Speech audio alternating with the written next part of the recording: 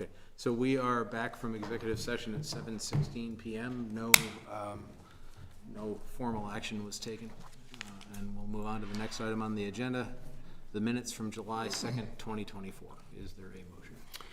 Move the approval of the minutes of July 2nd, 2024 with any necessary modifications. Is there a second? Second. Page 1.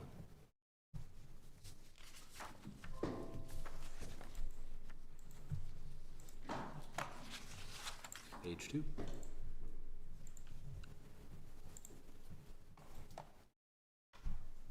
Page 3.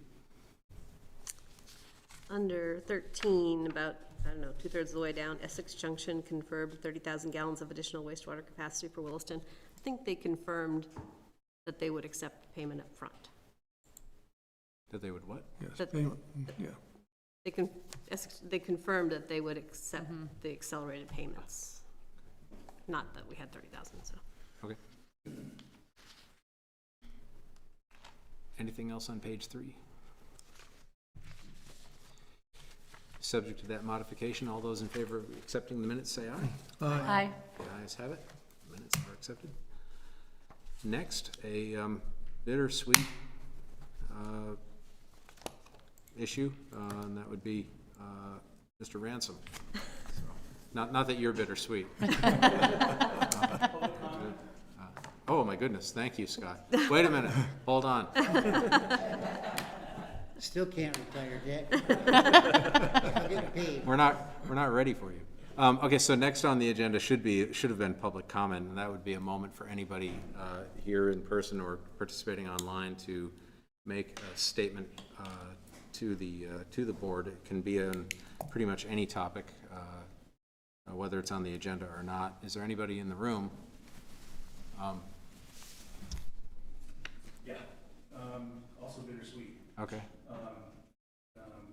Tonight is my last meeting with you guys. Oh, no. Oh, After 15 plus years, for various reasons, this chapter of my life is coming to an end. I will no longer be at CCC. But I want to let all of you know, and especially people before you, like Rick and Jeff and all those folks that I've met here, that it's been an absolute pleasure and an honor to record your history over the last 15 years, and I've been blessed, and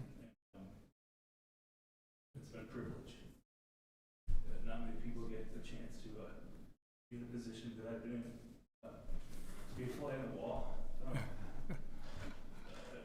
through town's history in this sort of way for so long, and I've had that pleasure and privilege. I just want to thank you and express my thanks and appreciation for all the work that you folks do, and folks before you that you do, and the dedicated people that work here do for this town, and I will. Wow, Scott, that's a Scott. Thank you, Scott. bolt in the clear blue sky. Yeah. Wow. Thanks for saying all those things. All I can say back is it's been an honor having you be part of our meetings. I mean, you have been incredibly professional, and there are certain people that I have experienced in my life, and I didn't know you were going to say this, otherwise I would have had a very fancy thing to say. But there are certain people that I've encountered in my life that are they add to what you're doing just by being there, and you're one of those people. There is a good character and value that you bring just by being in the room, and I'm going to miss that. So I'm really sorry to see you go, and I wish you luck on what's next. So, wow. Other comments?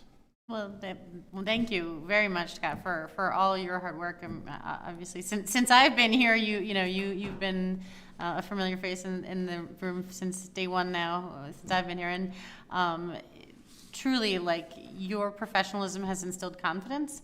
And, you know, I started during, you know, the midst of the pandemic. And you know, just navigated that whole process and the transition out of that with such ease. And really, I'm so grateful for all of the work you've done for us.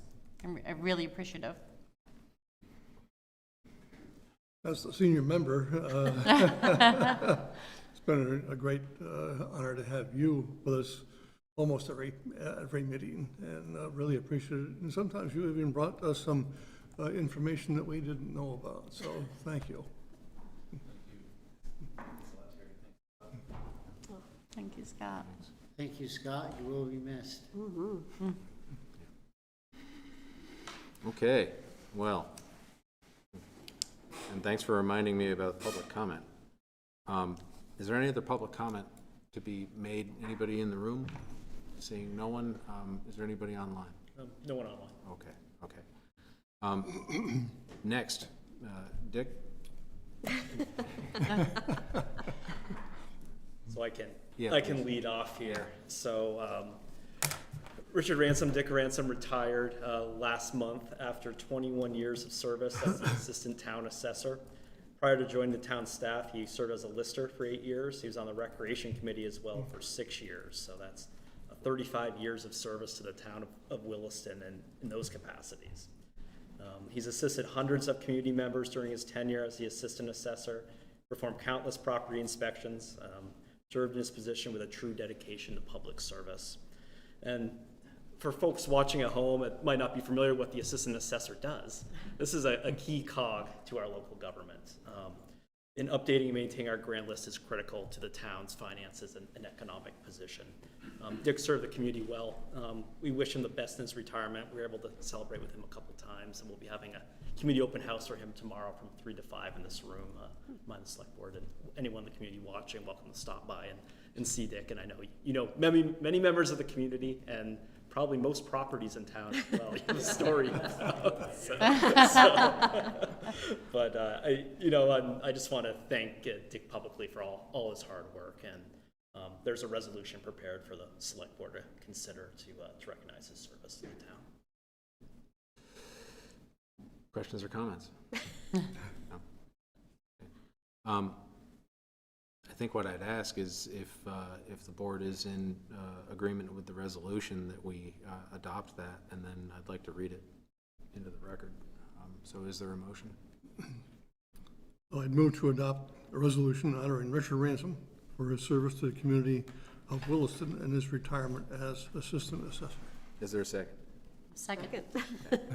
Any We all discussion? got it. All those in favor say aye. Aye. The ayes have it. So the resolution reads as follows. Whereas Richard Ransom joined the Town of Williston Assessor's Office staff in 2003, serving in the position of Assistant Assessor, and whereas on June 28, 2024, Richard Ransom retired from the Town of Williston, having served the community of Williston for nearly 21 years as a town staff member, and whereas Richard Ransom served the community as a lister from 1995 to 2003 and a member of the Recreation Committee from 1981 to 1987, and whereas Richard Ransom has exemplified public service in his support of the Williston community, regularly going above and beyond to effectively serve the public, and now therefore be it resolved, the Williston Selectboard hereby thanks Richard Ransom for his over 35 years of dedicated service to the community and the people of Williston as the Assistant Town Assessor and as a town volunteer, and wish him the very best in his retirement. Dated the 16th day of July, 2024. Thank you. I think a round of applause. Thank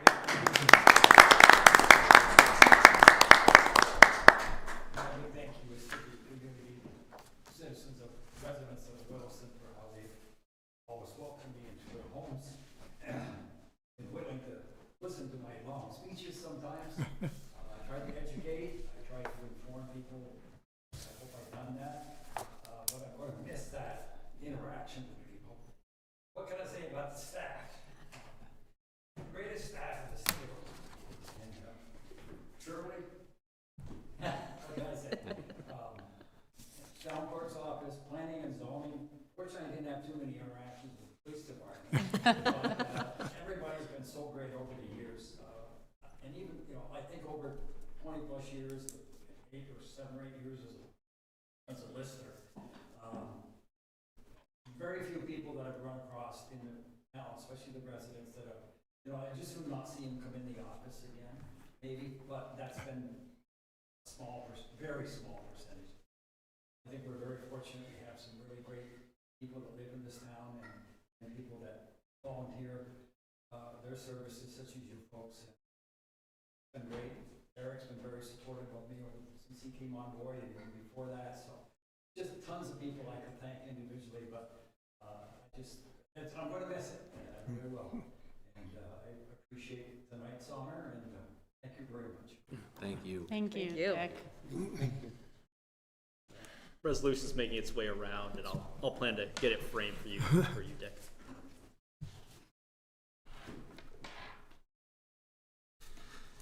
Next on the agenda, temporary event permit, Green Mountain Cyclocross. Is that, Yeah, so I can kick this off, and you, Ben, right? you want to come up, Ben? Sure. Yep. This is, I think, the 3rd or 4th year that this event's going to be held at Catamount, and it's the size of the event it merits the select board to consider the event permit for approval. So you have a copy with the staff comments, but those would share with Ben as well. I think pretty much the same things the last couple of years. But turn it over to you to share with the board the event proposed. Yeah, so this is the 4th year. It's we get about 200 people throughout the event, so it doesn't impede. First 3 years have been great. We've had great weather, good turnout, people have fun. So we're really just mirroring the past couple years of the event for going to work. So this year the only change from the event perspective is it's now part of the Eastern Collegiate Cycling Conference Cyclocross calendar, so there might be 2 additional leisure issues present. So, any questions? Questions? I noticed on the map, maybe it's just part of the background map, it says camping, is there? Yes, yeah, so we do let folks camp in the old wedding meadow. Mhm. Catamount. Yeah. Great because it's foliage season and people who are coming from the greater Boston area are a bit of a drive, finding a place to stay. Okay. Inexpensive. So we usually have like a small handful of people that no fires and Good, okay, thank you. Other questions? And I guess I should also add that, so we do have Frost Brewing, this is your sponsor this year, so they will hold that all permit prior to. They'll run that event. If no other questions or concerns, there is a proposed motion. Move to approve a temporary event permit for the Green Mountain Cyclocross race at the Catamount Community Forest on October 6th, 2024. Is there a second? Second. Any further discussion on the motion? All those in favor say aye. Aye. Aye. The ayes have it. It is approved. So, thank you. Thanks. The next agenda item actually is going to be taken off. Is that right, Eric? Yeah, we had an interview scheduled for the Recreation and Parks Committee, and the applicant's withdrawn his application this afternoon, just citing additional commitments. Couldn't make the commitment to this right now. Okay. So let's move on to the next item, amendment to settlement agreement. Yep, and these next 3 items will also be tabled. Just Oh, the that's right. agreements aren't quite ready for the board to discuss yet. So. I knew that. All right. So we're ahead of schedule, so I'd recommend that we postpone until closer to the scheduled time for the clean heat standard petition, so that people who are expecting to get here at 7:55 aren't, walking in as we're wrapping up the thoughts on the issue. Can we go to fiscal year 2025 fee schedule? I suggest waiting on that one because Melinda Scott's going to speak to the EV charger question on that one while she's here. Okay. Can we go to community projects fund allocation? Certainly can. It's a winner. Let's wait on that. There's a cartoon once where some chair of a Senate committee says, "There's nothing left." The chair opens the floor to discussion of gossip and innuendo. So we could do that. But let's do the next item. Let's do the fee schedule. No, I'm sorry, the community projects funding project. So, the board at its last meeting discussed, we have a list of possible projects for the community project fund, formerly the ARPA funds, that the board's been discussing for a few months. And the board members, each of you underwent an exercise of coming up with kind of your 10 projects to help narrow the list down a bit, not ranking them in any particular order, but just kind of a frequency of them. So Assistant Town Manager Aaron Dickinson distributed to the board last week kind of where that was for the frequency of those projects to help the board continue its discussion. So this is a work time for the board to continue discussion on this topic. There's no timeline to make any final decisions this evening. Up to the board. Staff waits for any further assistance questions we can assist with moving forward here. Should the board want to allocate any funds, suggestion is to do that in the form of a motion. Nothing is required to happen this evening. Did someone not do it, or did we have none that all 5 of us said yes on? There were none that all 5 agreed. Wow. Came close on a few. Yeah. So what's the board's pleasure on how to go about it? So I have a suggestion. Yeah. Since we have near unanimous agreement on the first 3 projects, that amounts to about $260,000. I would think that that's not going to change, so I think we should accept those 3 as part of our projects. We have 8 more after that had 3 votes each, which means a majority of the board. But we probably don't have enough money to do all 8. So my suggestion is to take those 8 and ask each of the members of the board to list their 5 top projects to do, and then we can see where we end up with monies at that point. I think that's a solid plan. I would actually suggest that we rank them too, if we're gonna choose our top 5, so that way, just to make it a little bit easier, rather, when compiling the data. So if, this is my top priority of the 5 or whatnot. I think that's a good. Or you could even rank all of the number 3s in that case too, if we wanted to.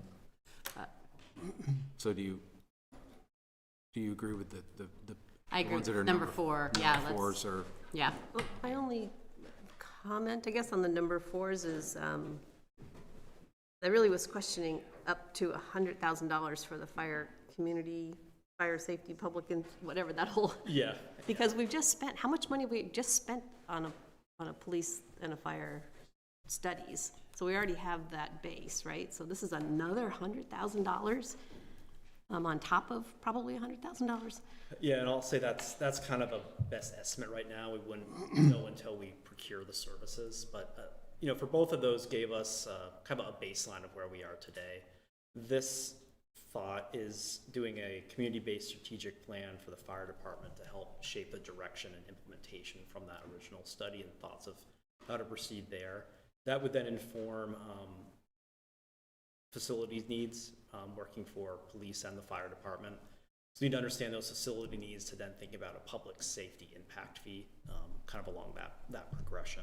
But when we estimated this, we thought in the range of $100,000, but it could be north or south of that once those services are procured. But if the board wishes to get to a public safety impact fee, these are the suggested steps to get there. Certainly we need to know the facilities piece, and that's informed on the service delivery piece as well. Awful lot of money. I mean, the police one certainly was a future-looking one. That was all about what we're doing in the future, right? So.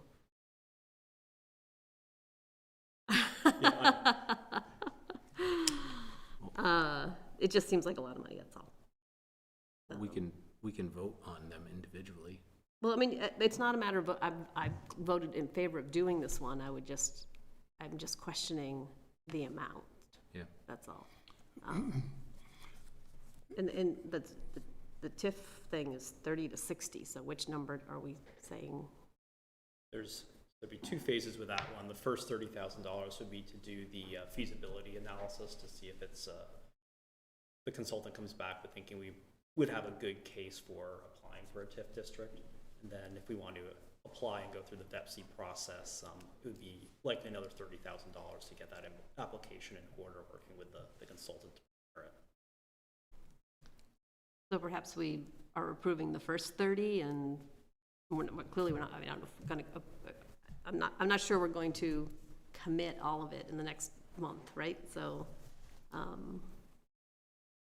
Well, I would assume the study, I mean, the study is a requirement of the application, right? So, and it will be a lengthy process, I assume. It's not going to be a quick process. My thought had been to approve the full amount, and then obviously if the study says this is not a great idea, then we have $30,000 back, but, to commit the full 60 with the assumption that it could go down that avenue, and then if it didn't, then we would have $30,000 back in the pot. Is that workable? Yeah, the quote from the consultant had those two different scopes, and certainly the first study is to say, is there the feasibility here?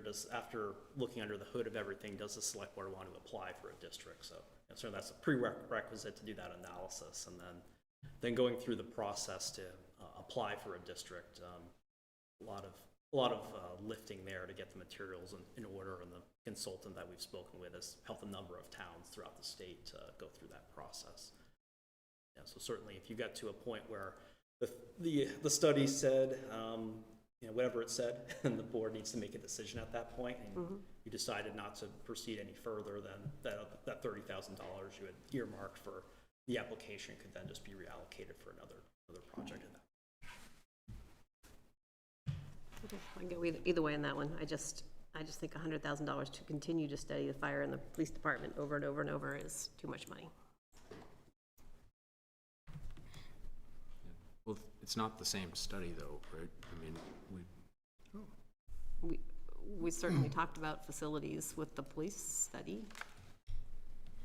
Part of this would be the concept of facility, but we need to understand more of a cost to build something. If we were thinking about adding a substation or expanding the fire station at some point, we would need to get a good estimate for what that would cost and what that scope would be, because that would need to be, the impact fee would have to be based upon that understanding about what we would need, so that those funds would help us do that capital planning. It seems cart before the horse to me. We haven't done our sustainability stuff to even see if we can afford to continue to expand both the police and fire. And here we're planning for buildings, which are somehow behind the library we need, the community center we want, and now we have building expansions. So if you start collecting impact fees, you kind of have, it's kind of a commitment, right? That you're going to do the building. Yeah, the fee has to be based on something. Yeah. So if the board wishes to pursue an impact, we have to decide how that fee, why you're collecting that fee. Right, but I don't think we've made that decision yet, so. No, but this work would help establish the why a fee would be merited for these different needs moving forward.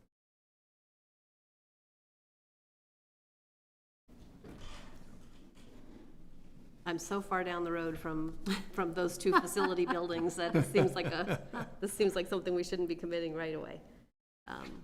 And I should say, it might not be necessarily a building expansion. There could be other potential capital needs, but part of this has to tie into what's the operational plan for both.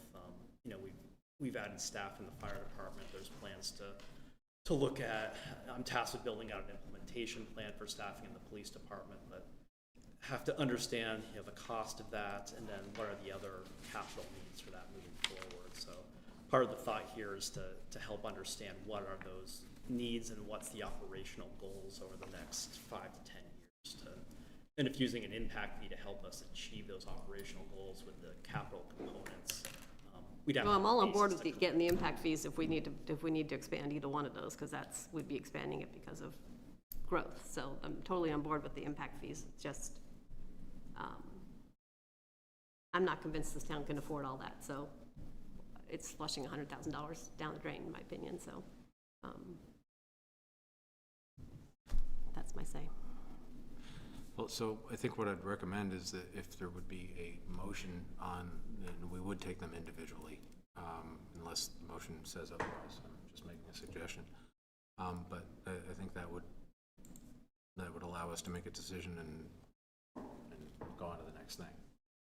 I mean, clearly we have 4 people who listed them, so that's, Yeah, but Well, that's certainly more, that's 80% of the board has voted for these 3 things, Well, which I what- think is okay. significant. So if there's a motion for all of them at the same time, I'm not going to rule it out of order. I don't have the authority to do that, and it would be stupid anyway. well, the only thing I'm struggling with, and I appreciate Terry just like cutting to the chase and getting us to do this step of it, but what if we took all 11 and just tried to figure out how to fit them all in, or if that was not possible, which ones have to go? Well, my thought is for the next 5, is to take a look and see at what we're recommending then for the next 5, in addition to the top 3, and then see what the amount of money comes out to for the 8. And ask staff at that point to see whether we can rearrange some of the monies to come up with the appropriate figure, if we come up with more than, in the top 8, with more than the 1.5 million, or whatever number we had for, it's about $1.4 million, wasn't it, that we had, or close to it, in ARPA funds? Yeah, just under 1.4 million. Yeah. So with that, I would move then that the board approves the expenditure of funds for the tax increment finance district study, for the Village Community Park Pavilion, and for the fire community-based strategic plan, fire and PD facility needs, fire and PD public safety impact fee study. Is there a second? Do you have the dollar amount in that, Terry? Friendly amendment? Well, the amount that is requested was $260,000. But I think I'd rather not say that. I would just, because we may wish to readjust the figures as we get the other 5. Well, I can definitely vote for it if we're not putting a dollar amount on them. I agree with all 3 of the projects. I just don't agree with the Yeah, dollar amount. I was not planning to include the dollar figure. Okay. So the motion does not include the dollar figure, just the 3 projects. Motion does not include a dollar figure. Only talks about the project. Okay, I can second that. Okay. Motion's been made and seconded. Is there further discussion on the motion? Hearing none, all those in favor? Aye. All those opposed? The ayes have it. The motion carries. So the next issues are the numbers that are ranked number 3. And Greta, I thought your idea was good about ranking them. I'm wondering if we should do that again by email, I think that, yeah. so that we don't get bogged down tonight, and also have time to think about it and maybe hear from constituents. Is that, Yeah. we have consensus on that? I really appreciated Erin's very helpful email reminding me to get my list in. She may need to very helpfully remind me before the next meeting. Same with me, and I gotta tell you that she sent this out late on Friday, and I'm the reason it was late on Friday, because she was waiting for me. She didn't just send one email reminding me, she sent a number of them. And I actually told her that this was completely my fault that she had to stay there, and I just wanted to acknowledge her effort on that and my culpability. So, anyway. Just a process question. So the board's approved to move forward with these 3 projects. I feel pretty good about the TIF number, because we had a proposal for that.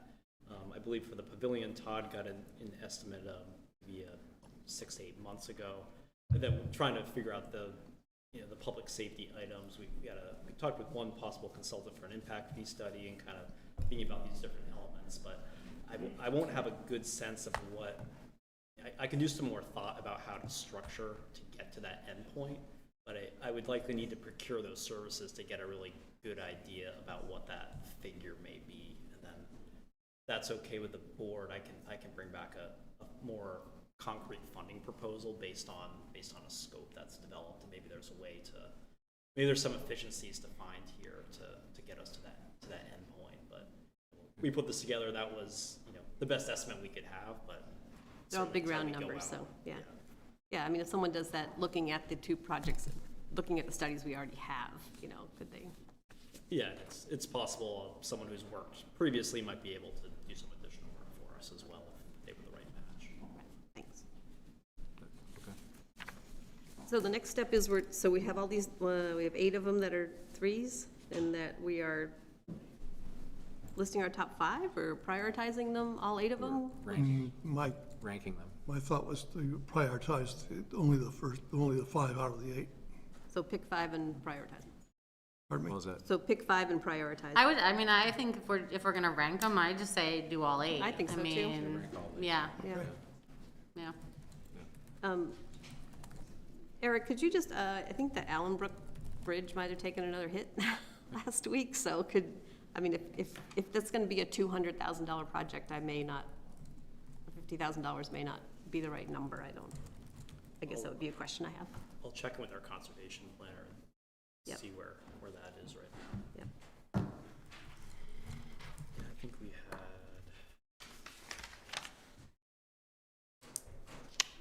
Yeah, the $50,000 number was initially with some a preliminary estimate we had, but certainly if something else has happened there, we'll have to revisit it.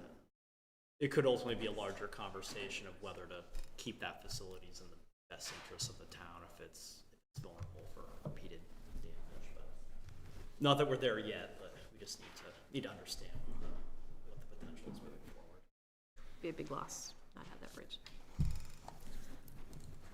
Okay. So actually, let's take a couple items out of the manager's report before we move to the clean heat standard petition. Yep. I'll hold on the bond discussion, that'll be a little bit longer. But Would you I'm actually just gonna send. The fee schedule, We're going to hold off on the fee schedule too, right, until, are we? yeah, Okay. until Melinda gets here. Send Melinda's next door to the planning commission, she should be over shortly. And manager's report, first off, I just want to recognize the town staff and thoughts with communities throughout the state with the flood event of last week. I checked in with, I was out of town, but checked in with our staff here. And we had some closures in North Williston Road, Governor Chittenden Road, River Cove Road. We had some washouts on Butternut Road, which we also experienced last year. And our staff was able to get everything reopened within a day or two. Talking with Chief Foley today, and he was out on the interstate monitoring things about 3 a.m. in the morning and radioing the state police about closing ramps in Richmond and everything. And so just dedication by Williston staff to monitor our town, and certainly our thoughts are with other towns throughout the state who are unfortunately dealing with some our neighbors just down the road, Richmond and Heinsberg. Kind of baptism by fire for Erin. You promote her 1 week and she's dealing with a massive flood the next week. I told her it was, I wasn't anticipating things to happen. I took a week off. She did a great job. And then this also, sorry. Sorry, was there an official amount of rain that Williston received? Good question. I think I saw one in 3 to 4 inch range. I know there was a map on the news after that kind of showed cutting through the middle of the state, that area, middle of the Green Mountains, west from Williston. So I can get a firm number, but I think in that 3 to 4 inch is probably where we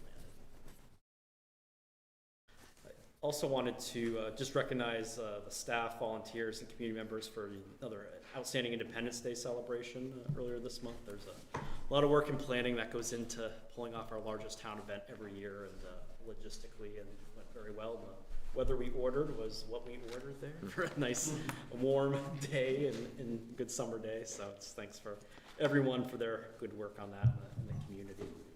And then a reminder, the board won't meet again until August the 20th. Your summer schedule, just one meeting in August. That's the meeting. It's going to start at 5:30, and we're going to meet at the wastewater treatment facility on Cascade Avenue over in Essex. Yeah, we are.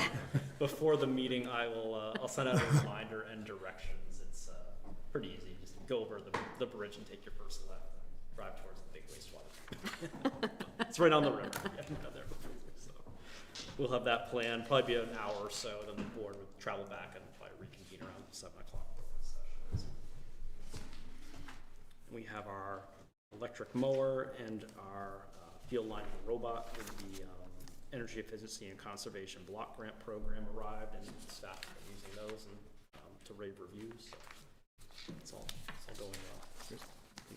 Okay. Is here, so I'll pick up the bond discussion later in the meeting. Okay, so let's move on to the Clean Heat Standards resident petition. And Melinda, come up and open up the topic for us. Sure. So the planning commission received a request from a number of residents, and that got passed along to the energy committee. The request is that the town adopt a regulation that prohibits fossil fuel heating systems as the primary heating systems in new large-scale housing residential developments. And there's also a request that this be considered in commercial construction as well. And additionally, there's a request that large-scale housing developments should meet stronger. So this request was discussed at the planning commission. The energy committee discussed it, the housing committee has discussed it, and staff has done some research on what neighboring communities of Burlington and South Burlington have adopted such a ordinance or standard. And there are some similarities, there's some differences. So anyway, so we feel like at this point we are asking for the select board's input into this and some direction. This would be something entirely new for the town, regulating heating systems, regulating something related to the actual building of homes. And, basically regulating something inside people's homes. And so that's something completely new. The town's never done that before. And given that, and given previous initiatives that have been, pretty big deals, like the form-based code, like inclusionary zoning, we felt like, really we wanted to check in with you before, spending a lot of time and effort on this, just to get your initial thoughts. And if this were to move forward, if you were to direct us to do some further research on this and come back with a proposed regulation or ordinance, there would be a number of other, check-ins with you along the way, as has been with, previous things that were kind of big deals. So at this point, yeah, we're looking for your input. I'm happy to also answer questions that you might have about the information that I presented here in the memo. And I know that a number of people are here to speak to this issue as well. So are there questions for Melinda or follow-ups for her? And following that, we'll hear from other people. Yeah. Not yet.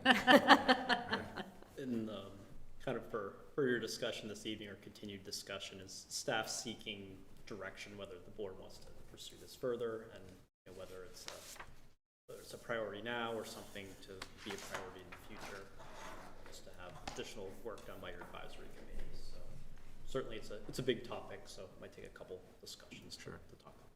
Yep. Okay. So it looks, I imagine there are a couple of people who wish to make comments, and would anybody like to come up? Come on up, sir. And everybody who participates, if you could state your name and tell us what you have to say.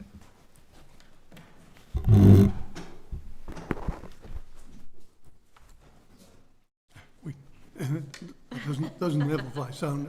Is that on? It doesn't it's amplify on. sound.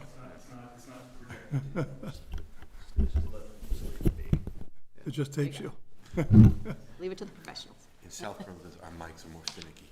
So I'm Andrew Chalnick. I'm the vice chair of the South Burlington City Council, and a few of your residents asked me to come share with you our experience, because it was mentioned, one of the things I suppose you folks will look to is the experience of your neighboring communities. So I have a fair amount of familiarity with this topic.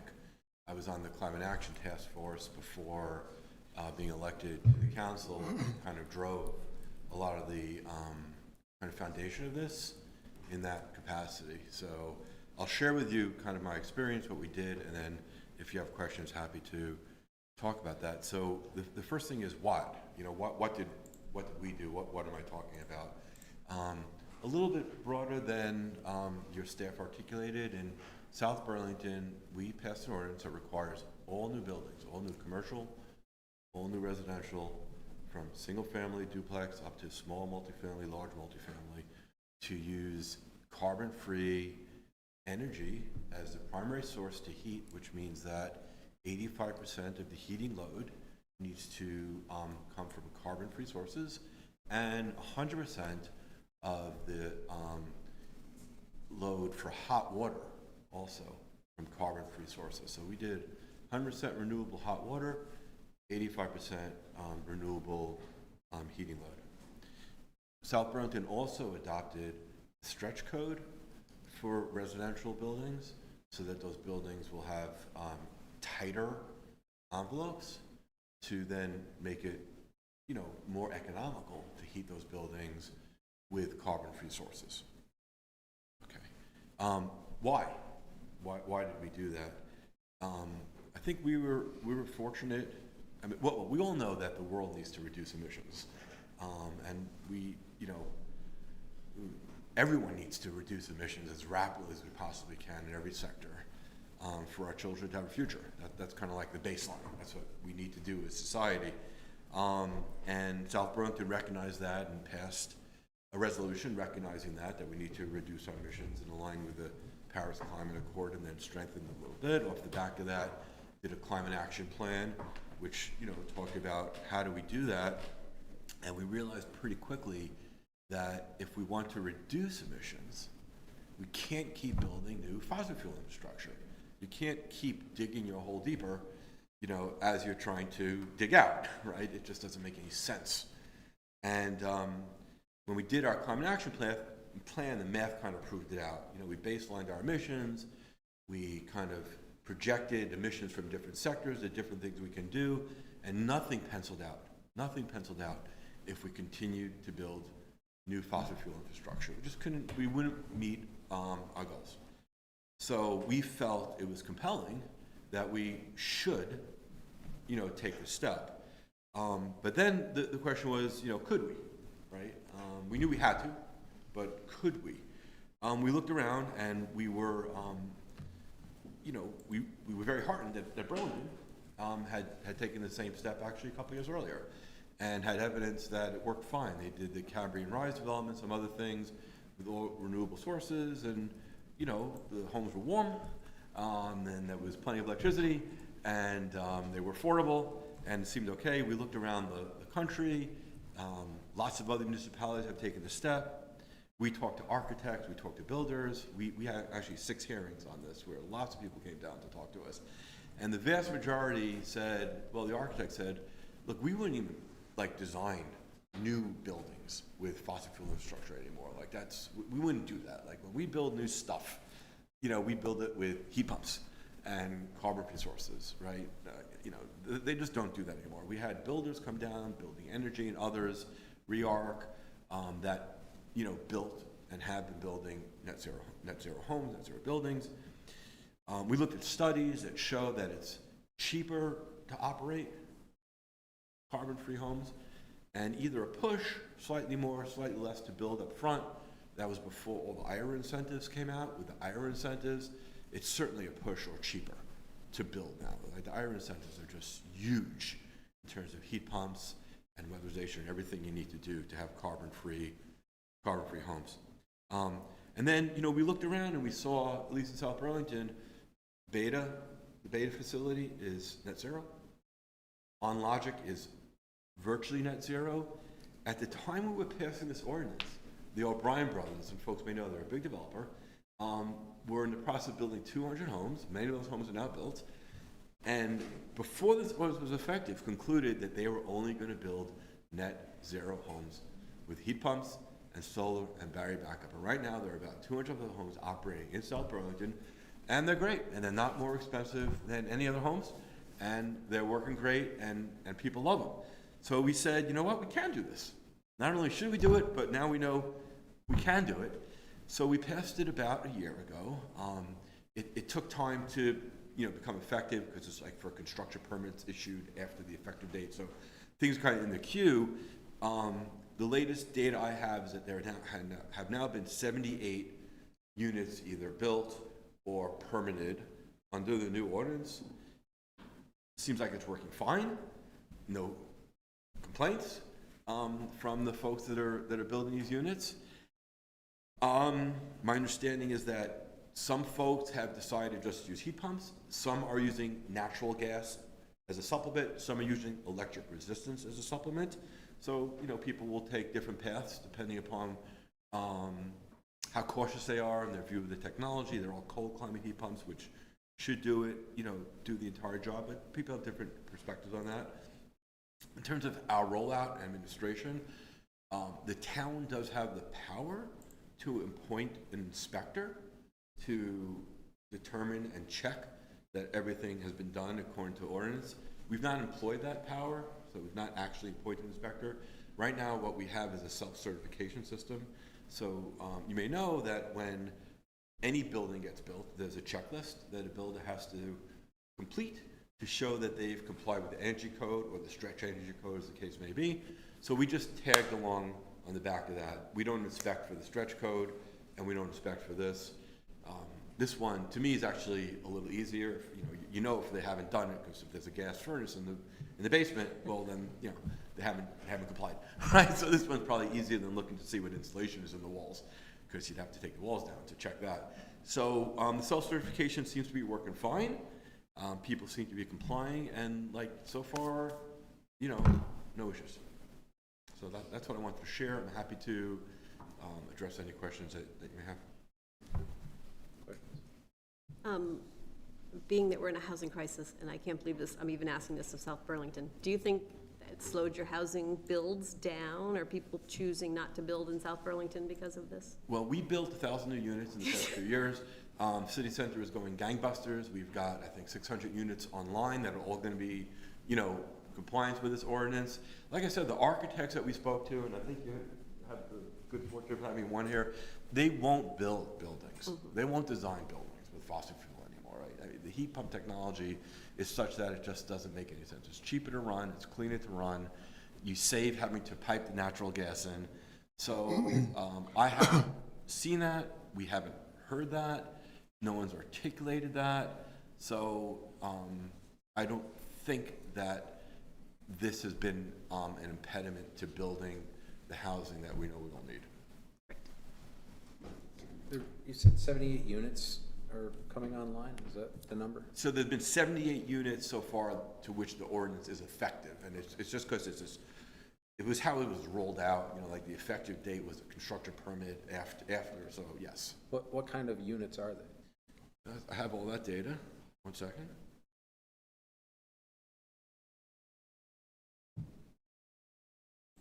Okay, so there were 35 single-family, 26 duplex, and 27 large multifamily. Or multifamily, I guess it's a small multifamily building. Like an apartment building? You know, it was, how many, you know, what size building is a 27-unit multifamily building? I don't know, maybe it's 4 stories, 5 stories, I'm not sure exactly what it was. Great, okay, thank you. So we've been going through the motions on affordable housing in Williston for a number of years now. Any of these units, affordable housing? I don't know that, but I will tell you that our code requires, we have inclusionary zoning, so we require 10% of new owner buildings, the buildings that will be owned, to be affordable, 15% of new rental buildings. All those buildings are going to be complying with this. And again, with the incentives that are out there, you know, what we've heard and what the feedback has been is that it's not more expensive to build and it's cheaper to operate. So I think that the folks who move into these new homes will be really happy with them and will, you know, have just one electric bill and not an electric bill and a gas bill. Other questions? Okay. Andrew, thank you. Thank you. Other people who wish to, yeah, come on up.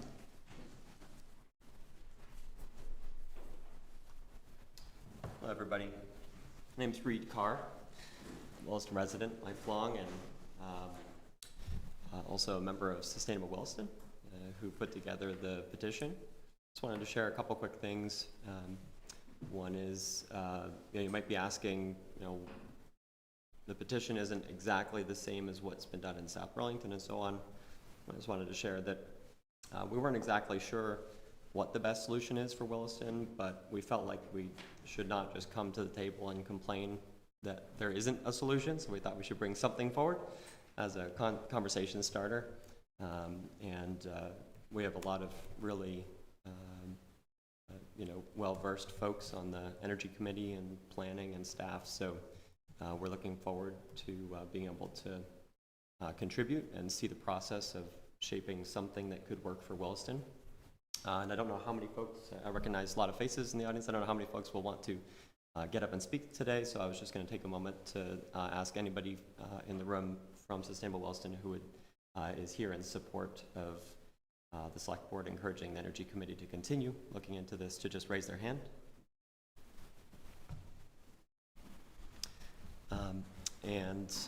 Lastly, I would just like to thank Melinda and also some other guests who have come to shed a little bit more color on the issue, because it's not something that all of us are experts in. Thank you for your time. Thank you. Thanks, Reed. Anybody else? Thank you all for your service, and thanks for taking up this very important issue. I think flooding last week was yet another reminder of the urgency of... Oh, I turned it off. I'm sorry. Flooding was another reminder of the urgency of climate action for all of us. My name's Jack Hansen. I served on the Burlington City Council from 2019 to 2022. Now I run a nonprofit that focuses on municipal climate policy called Run on Climate.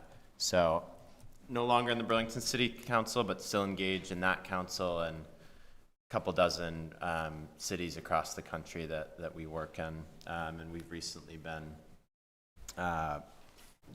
working a little bit with Sustainable Williston and other folks interested in this policy to offer our perspective as an organization and also my perspective as the lead sponsor on this policy in Burlington, the original ordinance that we passed, which has since actually been updated in November of last year. I don't want to duplicate too much of what Councillor Chalnick from South Burlington said. I would just say the main point I would hit around the impetus to do this, we have a monumental task before us of decarbonizing all buildings as quickly as possible, and we really can't afford to make that problem more challenging by adding new buildings that then need to be converted in short order, and it's not economical either. We need to do this up front, build them the right way, and then focus on the harder work, really, which is converting existing buildings and figuring out how to do that economically as possible. So similar logic as to why we moved forward on this in Burlington. Over 80 communities across the country have adopted similar policies. We're available as a resource. You know, I'm happy to be available to support this work, you know, no charge, and help you out however I can. I want to see as many communities moving forward as possible, and I think by having Burlington, South Burlington, and Williston, you know, 3 neighboring communities uniform in this policy, I think there's a lot there in terms of an even playing field for developers, and hopefully that can also encourage other neighboring communities and hopefully the state as a whole to adopt similar policies. So what you all do here, it really does matter beyond even your own borders. It matters for your community, but it also is part of this bigger challenge and opportunity that we all face collectively of making this difficult transition away from fossil fuels. But ultimately, it's not just a challenge, it's also an opportunity to have cleaner, healthier, safer buildings where folks aren't having to breathe in, you know, a combustible fuel, breathe in gas and have risk of, you know, explosions or other issues. So I think there's a lot of co-benefits to this as well, beyond addressing the climate crisis. And I thank you all for taking it up, and I'm here as an ongoing resource if you want to hear about Burlington's experience. I guess the very short version, though, it's worked very well. We've had it even a couple years longer than South Burlington. I haven't heard of any issues. The last I was able to get the data, there was only one building that had gone through the exemption process at that time. So, and I can get the more up-to-date data if that's helpful for you all. So, thank you. Thanks, Jack. Questions? This is in the weeds, so I was just curious because you did have a waiver process, and I think you just said maybe only one. The concept of saying like, well, I don't feel like being net zero, so I'll give you $1,000 and go away town. You know, that bothers me. I don't think we really should have exemptions. So I'm just wondering, what was the thought about that? Yeah, so I agree with you, and I advocated for that. I would rather simply require it. We had a provision in the original ordinance that was basically if the developer could prove that it was uneconomical over 20 years, they had to show, you know, the cost over 20 years, which ideally they're financing that and they're baking that in, and they are looking that far out. That if they could show that it was more expensive to go with the least cost renewable option, they would be exempted. And that was a way of really, I don't want to say calling bluff, but it was a way of saying, look, if this is really a cost burden, then just show us and you don't have to do it. But we haven't seen that. We did update it last November, as I mentioned, so it is actually more similar to what you described now, where there's an opportunity to pay a fee. However, for new construction, we still kept in the provision that even if they choose the route of paying the fee, they actually still have to prove the uneconomic aspect. For existing buildings that are now also regulated, because we've now expanded this into large existing buildings who are getting a new heating system, they can pay a fee rather than converting. But for new construction, they would have to show that it was uneconomical, and they will also have to pay this carbon pollution impact fee on top of that. Great, thank you. Thank you, Jack. Other people who wish to make comment?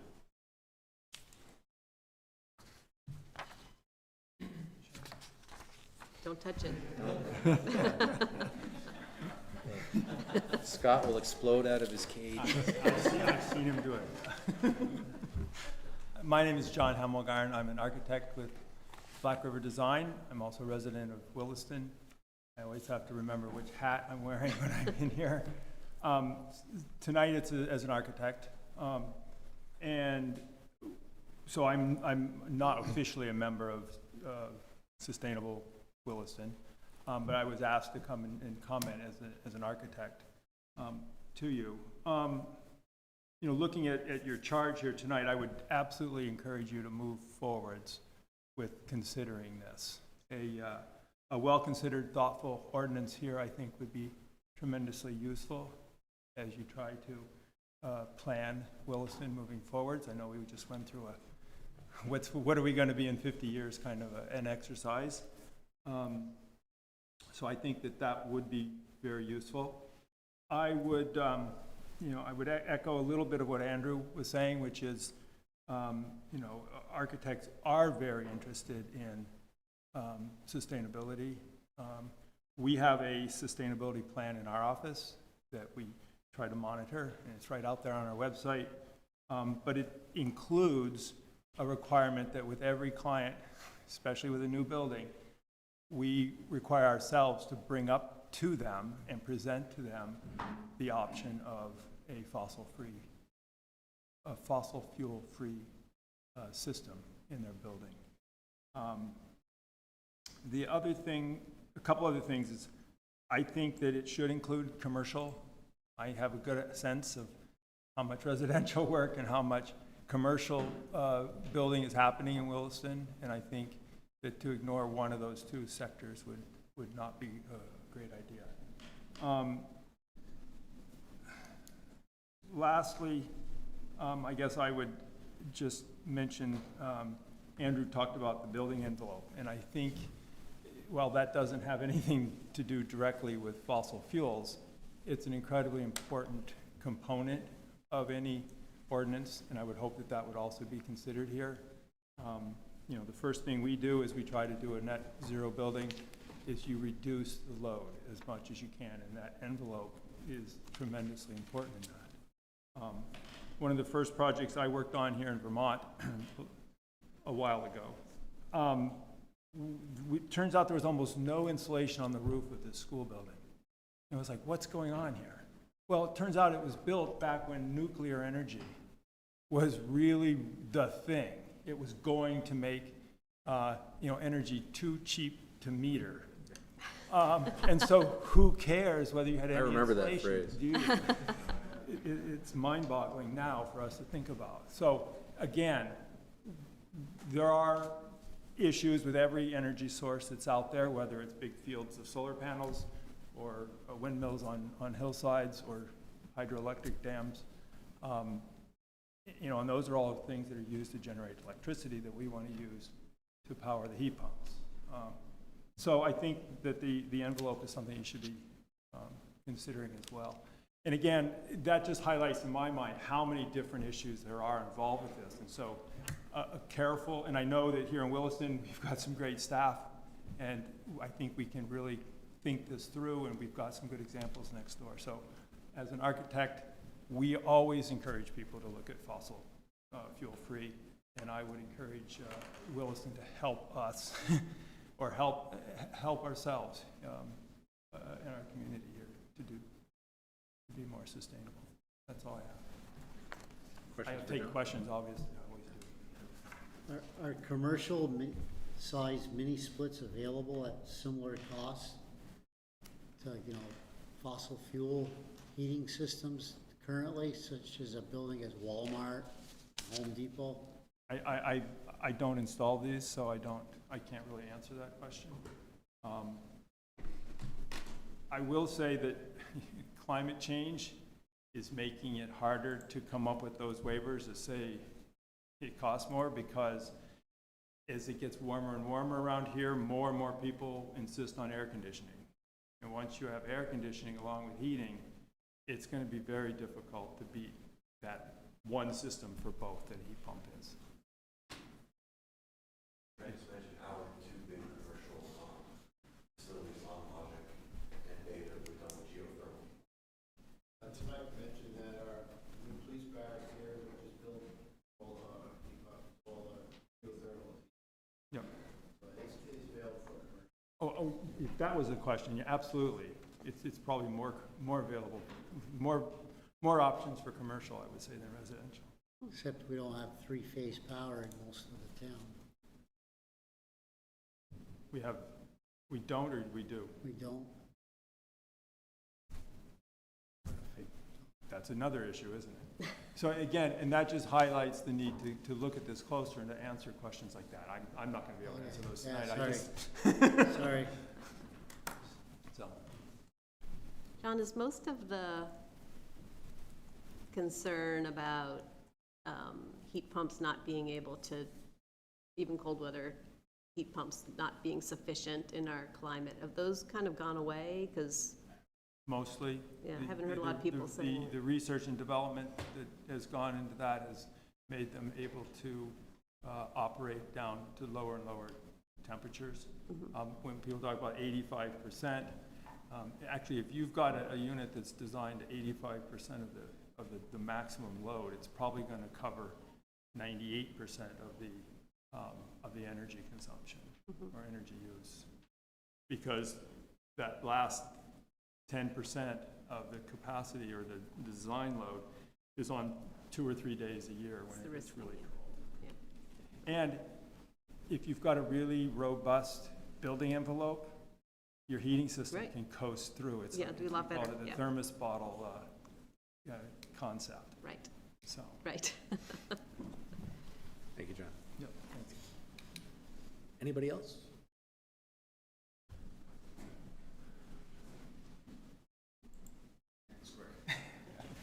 Kevin Thorley, member of Sustainable Williston, chair of the Energy Committee. Speaking not on behalf of the Energy Committee tonight. Just a couple of quick things I wanted to call out. When the petition came in front of the Planning Commission, one of the things that was talked about was the fact that we're working on our 2025 plan. And as a member of the Energy Committee, I can say we've put a lot of time into that. As we went through the discussion with planning, it became clear that we, as a planning department, I think also as an energy committee, don't have the tools to implement what we're talking about in the plan. And so the question I asked at the planning commission was, hey, let's say that the old energy plan said that, this is what we should be doing anyways, what would we do? And the answer was, we don't know. That's one of the things that led us to a desire to explore this and do the research now, so that we don't end up with an energy plan that does not allow this to move forward in the future. So I know there's always a lot of work to do, but I think it's important for us as a town to consider where we want to be and make sure that we have the information we need, especially as there's the town plan process happening today. The second thing I wanted to mention, and I'm glad Jean brought it up. So 5 years ago, we had heat pumps installed in the house. We live in Southridge in a home built in the mid-90s. We have not done any additional thermal envelope work on the home, so just consider it basic mid-90s construction. Heat pumps were installed. After 3 winters, we had not used the gas furnace once. So we installed a heat pump hot water, we installed an induction stove to replace the gas stove, and we canceled our gas service with Vermont Gas. They made it really real for us by coming out 2 days later and cutting the pipe. There is no going back. It's since been 2 more winters since then, so that's 5 total. You can consider our heat pumps to probably be about a generation old, circa 2019. Not quite as capable as the ones available today. We have not had a single day where we had to use the wood stove. We do like it when the kids are home on a snow day and sitting in the living room, but there has not been a single day we've had to rely on the wood stove. We have seen down to -18 early February of 2 winters ago. We had a pretty cold weekend. The heat pumps have done just fine. I mention that not just to say that they're capable of handling the temperatures, but to say that we did something that many people don't have the option of doing, which is to rip out perfectly good infrastructure and replace it. Right. We found the cost to be roughly on par with what we would have paid for a brand-new furnace anyways.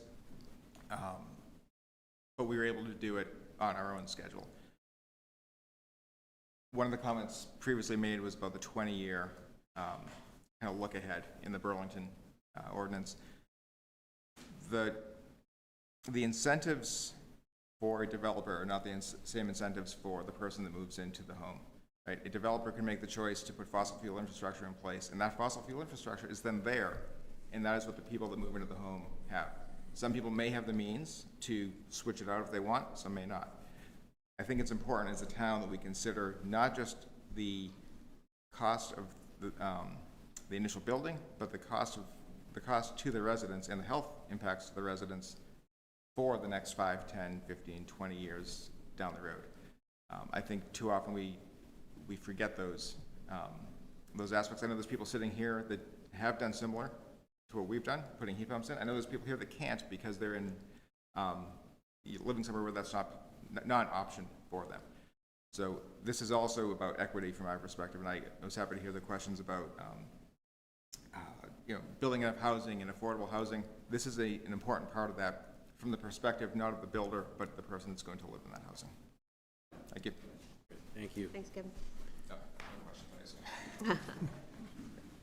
please. We are getting close to the time when we should probably move on to other things, but are there one or two other people who want to make a comment, or is all, we've covered it all? Okay. Okay, so if that's the case, what is the consensus that the board wants to reach or has? So,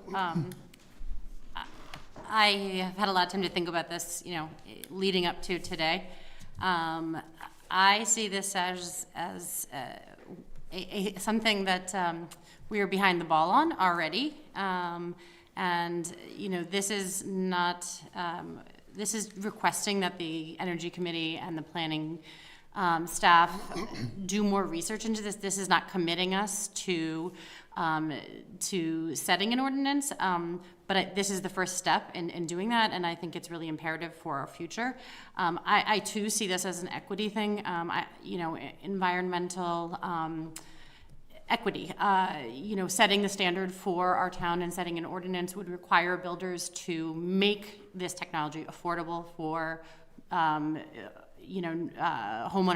new homeowners, or renters in new buildings, and everyone should have access to this because it's all of our future that's at stake here. So I am fully in favor of having the Energy Committee and the planning staff explore this more, and I encourage you all to do as well, because I really feel like this is imperative for our future.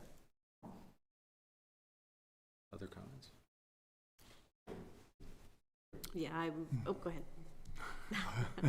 I'm total agreement. It came out of me the blue, but the first question was, why aren't we already doing this? So I think we should definitely move forward. I know there are some logistics, how do we implement things that have to be worked out, but we can't get those solved until we start working on it, so sooner the better. So we know that climate change is a problem, and Williston needs to do its share to combat climate change. And I think this is a good first step to take. I think it's going to take more time than people expect to do a good, thorough research and get input from all those concerned. But so it's a good place to start. I think I see climate change every day. I work outside in the climate. I think we are behind on the issue, and I think that we need to, look at moving forward, making changes. Yeah, I agree. I think we got to move on this. The issue that I'd like them to explore, and it sounds like this issue has been overcome, but is the affordable housing and how it affects that. I mean, we are in a housing crisis. Williston is poised to build more housing. which is good. I just want to make sure that we're not, you know, in the drive to have environmentally equitable policy, that we're not also making our housing crisis greater somehow with an unintended consequence. I don't know that that would be enough to stop my support of it anyway, but I'd like to know the actual facts. But I think we should do this. So what do you, is that enough? Do you need more specifics, Melinda? Are you comfortable with that as a consensus on where to go? Yeah, Okay. I think that's pretty clear, direction that you asked forward, and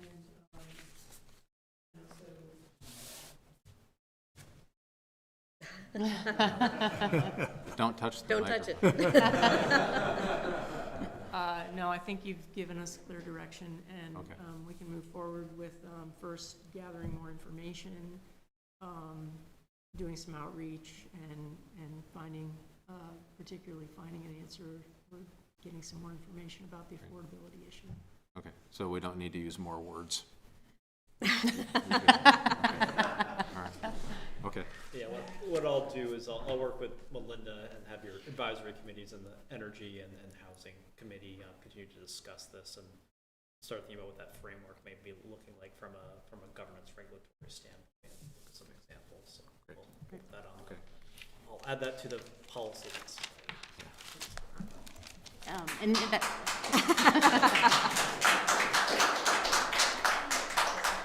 just, we have a list of priorities, you know, as a select board. I would certainly encourage you to, or ask that you add this to that. And I personally feel like this is, you know, top priority or high priority, High but priority. that's my personal, yeah.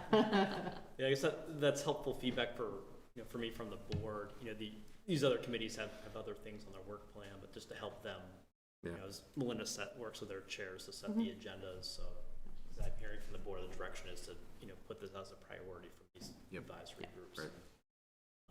I don't want to necessarily say a time frame right now to get any further discussion from the select board, but I can talk to Melinda more and kind of keep you updated as we do with the rest of the goal sheet, kind of where we are. Great. If that makes sense. Good. Okay. Thank you. Great. Thank you all for Thank bringing you it all. forward. Thank you Very all. much. Yeah. And thank you for advocating for all of us. Right. So next on the agenda, fiscal year 2025 fee schedule amendment, which also is, So the board discussed last Hey, Ray. meeting a couple changes to the fee schedule. You know, the first with the ambulance fees, the first being a treat without transport fee that was then would have a condition where it was not assessed for anyone age 65 or older, and then also having a charge by procedure that would be set by the fire chief. There's consensus by the select board before with those, so I've made those reflective in the user fee schedule. I've added a note about the treat without transport, and I ran that by the town attorney who advised on this, and he thought the note was sufficient here for policy there. The other element is electric vehicle charging, recommendation by the Energy Committee,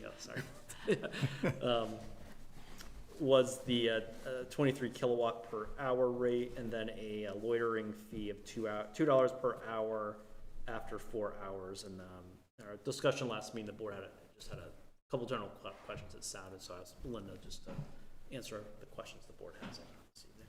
okay. Questions? I guess I was just wondering how we got to 23 cents. Yeah, so what I did was I looked at the charges for electricity, which is about 19 cents a kilowatt, 19 cents and a little bit. And then there's an energy efficiency charge, so that added up to around 20 cents, and then added in the 10% transaction fee that the vendor has, and it was a little bit over 22 cents, so I just rounded it up to 23 cents a kilowatt. That is on the expensive end of, you know, not way more expensive, but of the charging stations in the area. There's some, the cost range from 19 cents a kilowatt to 22 cents a kilowatt. So it's, you know, more or less in line, but slightly more expensive. These things break down all the time. Who, is that the vendor's problem? I have an electric vehicle. 50% of them are broken whenever I need to use one, so. What the vendor's problem? If it goes down, who's responsible to fix it? Oh, yeah, so the vendor, we have a maintenance contract with a vendor who is entirely in charge of the charging station, and is responsible for fixing it if it goes down. Other questions? Well, normally I would ask, you know, what happens when, shouldn't we be charging a little bit more so we can replace this thing in 5 years? But I think if we're already on the high end, I don't think I want to go any higher, so. $2 an hour sounds pretty cheap if somebody uses it as a parking space. I mean, that is an option to increase the loitering fees. So far, I've been, you know, there's a online platform to monitor usage, and nobody's stayed there longer than 4 hours, so I don't know if we would get any money from loitering fees, but. Yeah, I trust your judgment on that. I've been to the park a few times since it's been operational, and it's been exciting. Like, I get a thrill every time I see a vehicle plugged in there. So it's been exciting. If there are other questions, fine. If there are not, there is a proposed motion.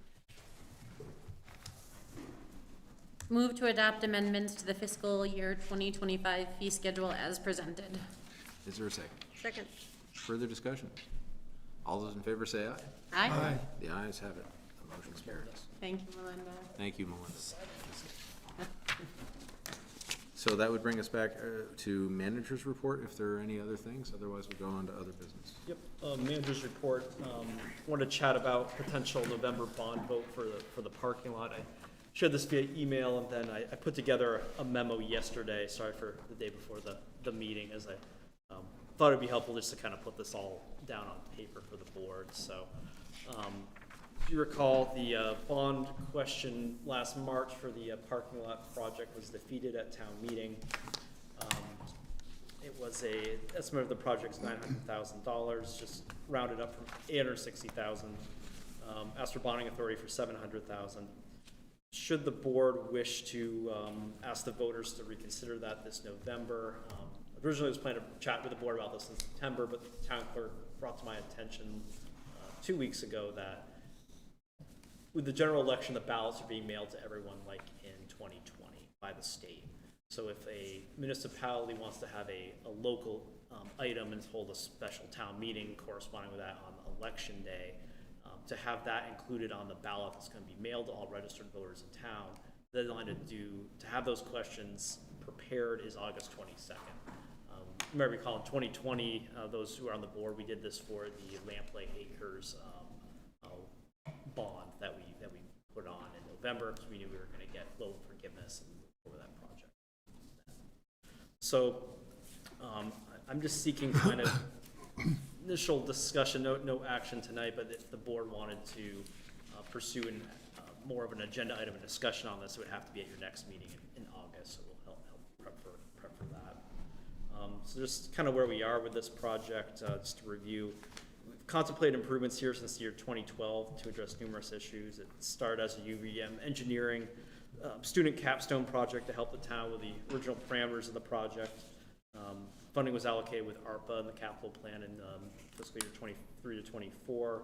That arrived at the final design and construction estimate.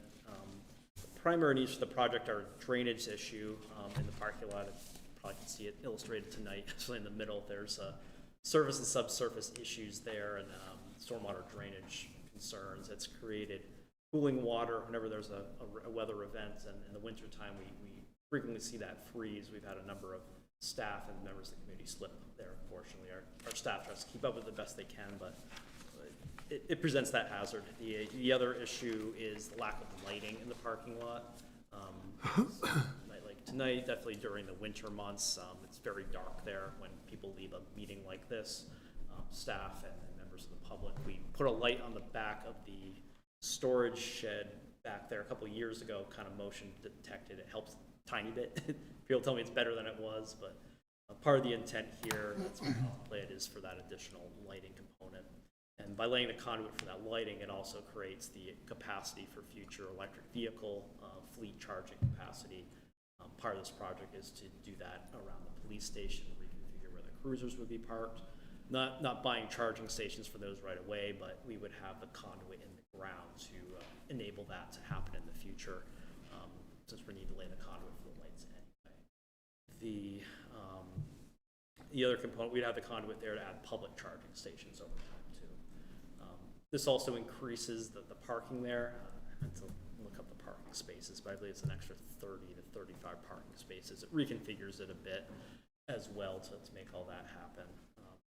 So where we were with that, include the breakdown of the engineer's estimate. A good chunk of that is for the underground conduits by $80,000. The light poles, bases, and fixtures is about $189,000 as well, so that takes up a good chunk of it. And part of that too, they found where they need to tie into the electric service has to take place in the second floor of the police station. The electrical engineer looked at the site and recommended that, so that adds some cost as just the process there. But since town meeting day, we had applied for a downtown transportation fund loan at the end of last year. We found out in April that we were successful, or not a loan, a grant rather.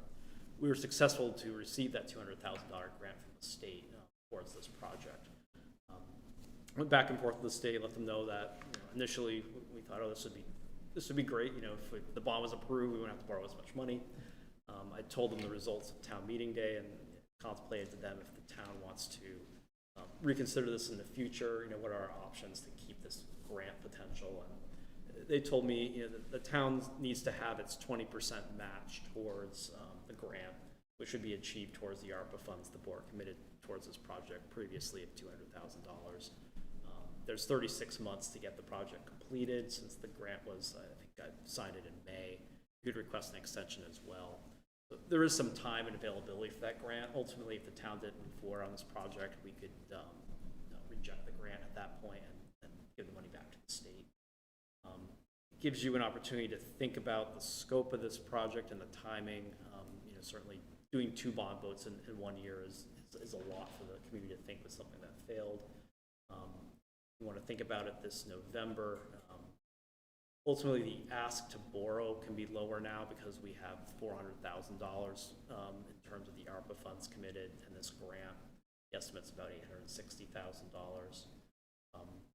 I put in here, I chatted changed emails with Bruce when I got back. He's on vacation this week, but just thinking, these 2 major issues with the drainage and the lighting, and then we have the other benefits of expanding the parking. And also having the conduit there for electrification of vehicles in the future. Certainly the option to address the drainage issue, lay the conduit, and hold off on the lighting fixtures and bases, and those are quite expensive. But the trade-off there is that issue still needs to be addressed in the future, but you have the infrastructure laid to do that. So it's a question of timing, it's a question of scope. This certainly could be discussed again leading up to town meeting next year as well. We have a timeline with the grant. If you were to think about having it as part of a special town meeting on November 5th, town also has the benefit of having the ballot mailed to all registered voters. There's certainly that component to think about.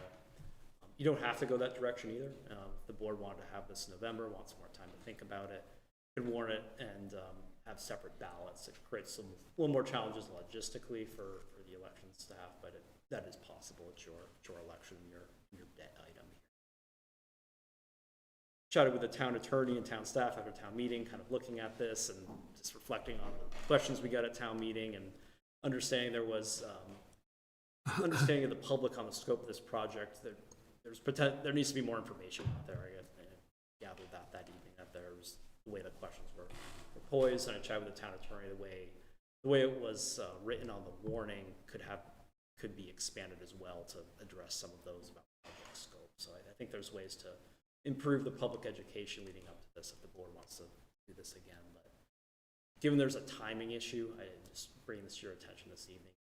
You have feedback to at least want to have it on the agenda for the 20th. You know, the staff work to prepare that isn't heavy. I would just need to do some work for the town attorney to have the documents ready for consideration. And you decided that evening, you don't want to do this in November, we'd have the documents ready for a future bond as well. For your feedback, questions on this evening. I agree it's important, the public education on this, you know, just based upon the questions we heard. To me, it's kind of, you know, the parking lot is kind of part of the building right here. You know, it sets, can't think of the right word here all of a sudden, but, you know, I mean, the building is an important building, and it's important that we have a safe parking lot for the building. Yeah. And it's not just the it's not just the parking lot for our town hall, it's our town hall, it's our, you know, it's all of our administrative offices, it's our police department, it's a, you know, it's the armory, it's the, you know, they're all connected, and I truly see this as a public safety issue. You know, as a woman, I rarely go out into a parking lot that is dark at night. That is not something I feel comfortable doing, and that we routinely ask our staff and volunteers and you know, anybody visiting our town to go into a parking lot that you know, has you know, some potential safety issues. I think, you know, it's we owe it to you know, the staff and to anybody coming to our town to have a safe environment for them. And so I think at the minimum we should prepare it and talk about it on the 20th. Thank you. You said it better than I did. And you know, no surprise, but I am kind of wondering, I have a visceral reaction to just bringing something back to the public who has voted this down and bringing back the exact same project. So I would be happier if there was something that we were doing besides saying like, oh, we got the grant, so we're back. I don't know why we need 35 more parking spots, and I don't know what that would do to reduce the cost. I mean, look at the picture here, there's a light pole, and they're super expensive, and there's a light pole every 3 parking spots. Like, could that be, I don't know who did that, they just pencil them in and say 14 is the right number, or, you know, there's nothing in the middle. It just, you know, is there a lighting plan that's not this expensive? Those were just, you know, I was just looking through the details because I was really hoping there was something that could, I mean, $1 million for $1 million for a parking lot, right? We could do a lot of good for this town with $1 million, and we're spending it on a parking lot.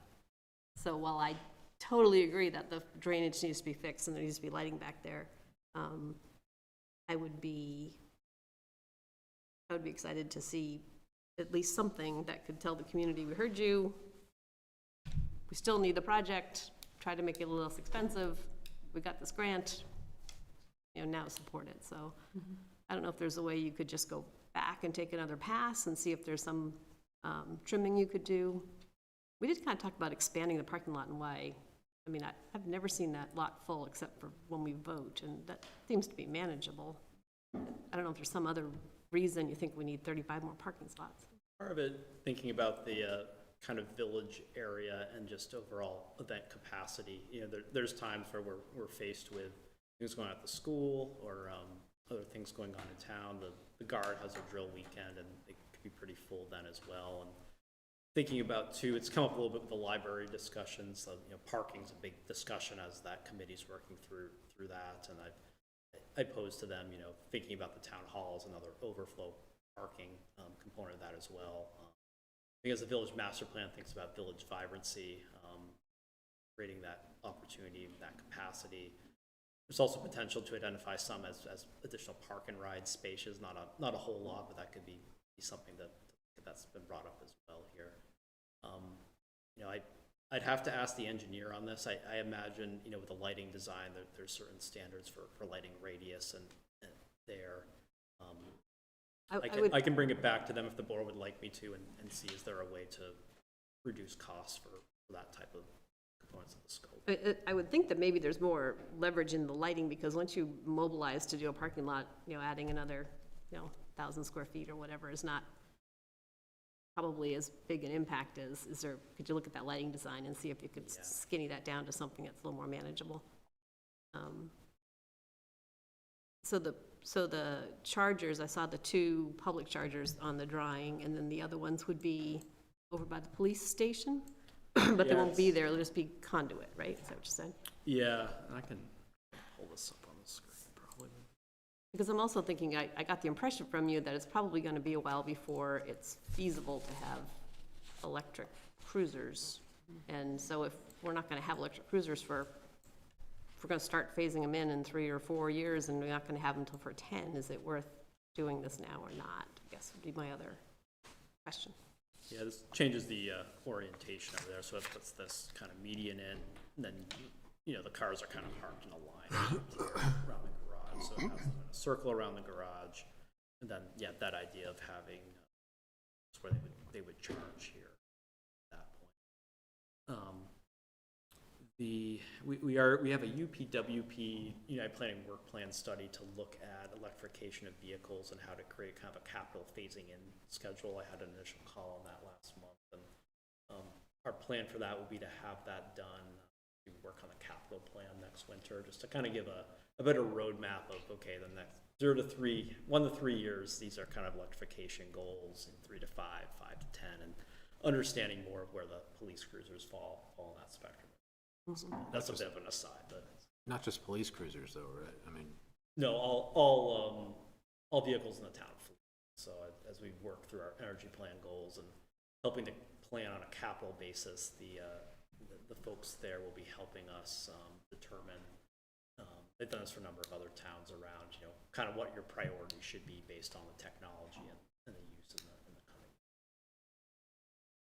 So I wouldn't lean on the work to prepare for electric police cruisers. I mean, if I'm understanding now that all that work has to be done for the lighting anyway, then why even bring it up, right? We're not putting the EV chargers in, the work has to be done anyway. It was a big stumbling block for some of the people in the community who didn't understand it. So, but if on the other hand, we're spending $100,000 to put in to make it feasible for something we may not need for 5 or 6 or 7 years, then, is it feasible to not do it now? That would just be my other. Yeah, and the big component would just to get the lighting in place there. It's right. So if it's the lighting has to. 260,000, I think. Yeah. Between the conduit and then the bases and the poles and the lighting fixtures themselves. I think that could be. I can ask and see. There's a lot of different elements for, especially the lighting fixtures. I think that's.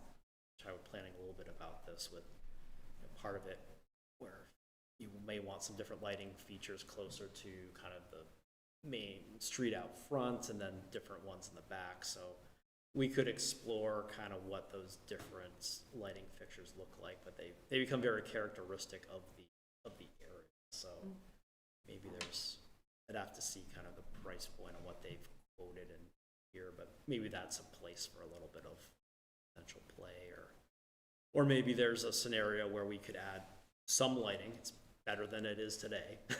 No, we should just do the lighting. I don't know if it's, whatever you have is better than just, you don't want to overlight areas either, right? With light pollution all over the place. You just need light. So. Yeah. One of the things that my thought had been about November versus March, however, is while I agree. I mean, I do see your point, and we're coming back with the same ask. I suspect that timing-wise, November would be. I think town meeting day is going to look similar next year, potentially to this year, in terms of just, with education, taxes, and things like that. And so I think, if we're going to have a bond vote, November may be a more favorable time to have it than town meeting day. You'll have double the number of people voting in November just Absolutely. compared to Be a better March, sample. which is a better, a better way to get a feeling of it from the community. Yep. So it sounds like we are in agreement that we want to have you come back to us in August. But what I can do is see if there's a way to trim that $860,000 not down somehow. As I was thinking about this, we'll have the documents put together. You can change numbers on bonding authority for documents. We typically hedge a little bit. We round it up to $900,000 and $700,000 for the bond of the project, just in case we get to that road trip and bonding authority. So I can work with with Public Works and the engineer on this and just have a discussion with them and see are those areas to trim the expense side of this budget down some amount. So then they're showing that we've looked at the scope of it. Great. Is that good? Yeah. Okay. Okay. Okay. I'll prep that for your next meeting. Anything else in manager's report? Nothing there, but I do have a catering or a liquor license for other business. We'll wait till we get there. All right. This came in today from the town clerk. It's a liquor license renewal for Home 2 Suites that I have somewhere here. They've had a liquor license in the past. It's a renewal. We haven't had any violations there. Just it's a first-class hotel license for them. Staff doesn't have any objections to renewing their license. Okay. Is there a motion? Move approval. Is there a second? Second? Any discussion on the motion? All those in favor say aye. Aye. Aye. The ayes have it. I'll just pass around the motor vehicle and traffic ordinance amendments that you approved at your last meeting. Just needs your signature and sign here. Thank you. That's all I have to say. Okay. Is there any other business? Or is that was the other It business?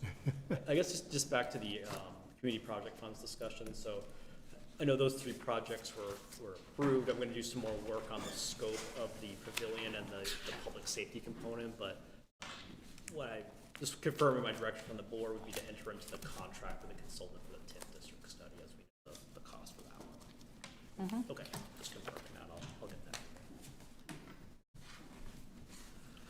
Then that would bring us up to final thoughts on agenda items from this meeting. Are there anything? Should we set a final date to get our ranking in for the community projects? Whenever Aaron reminds us. Whenever I get that email. Your materials will go out August 16th, so preferably before August 16th. I did it last time the next day because I knew if it was on my mind, I had to get it done. How good, I mean, in theory, that's the kind of person I would like to be. Yeah, perhaps Friday, August 9th, and I could send a reminder leading up to that. If there's any additional time needed, we have a week to play with it. Sure. Sounds great. I had just a thought, this whole,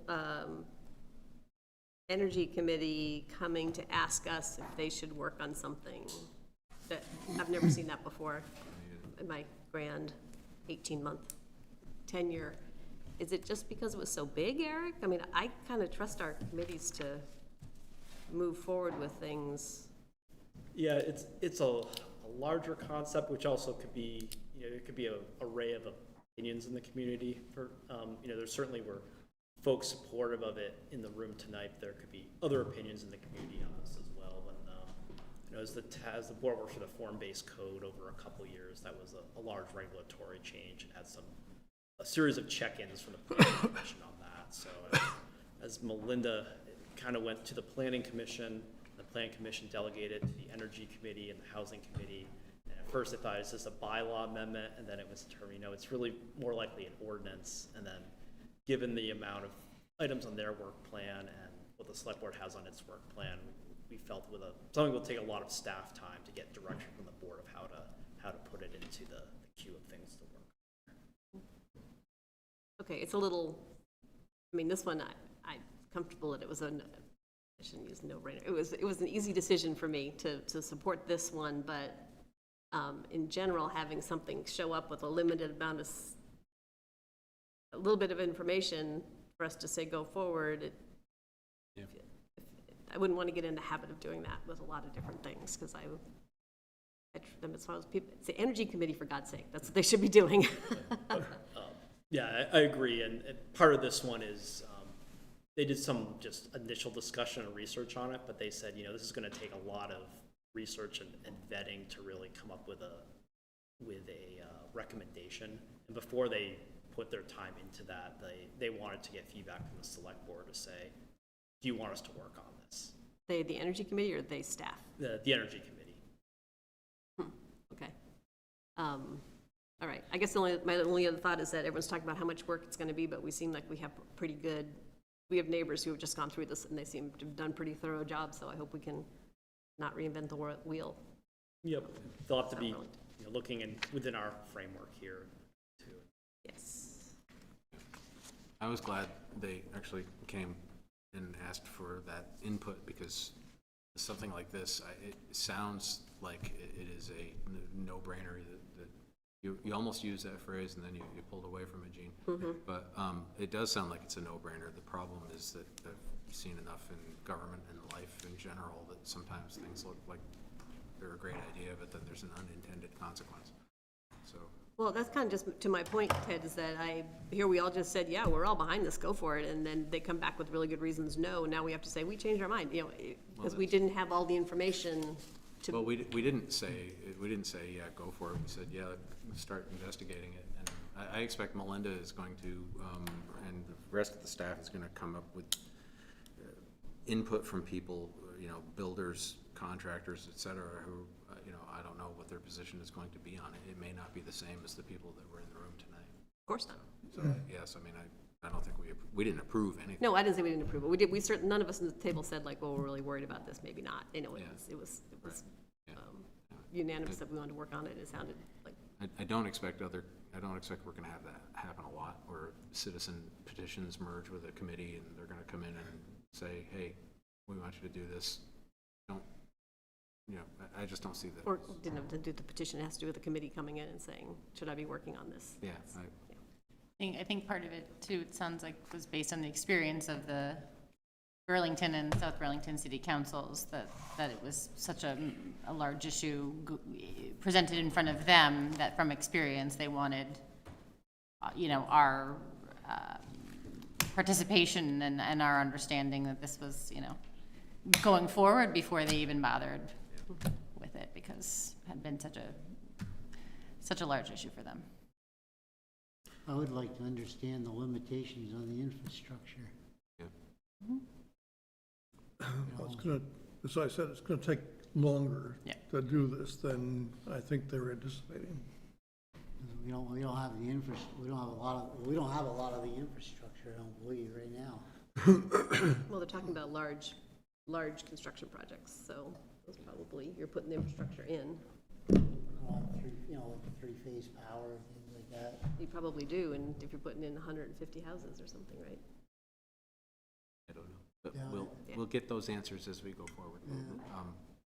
Are there other thoughts on other agenda items? Because it's after 9 and might be time to adjourn.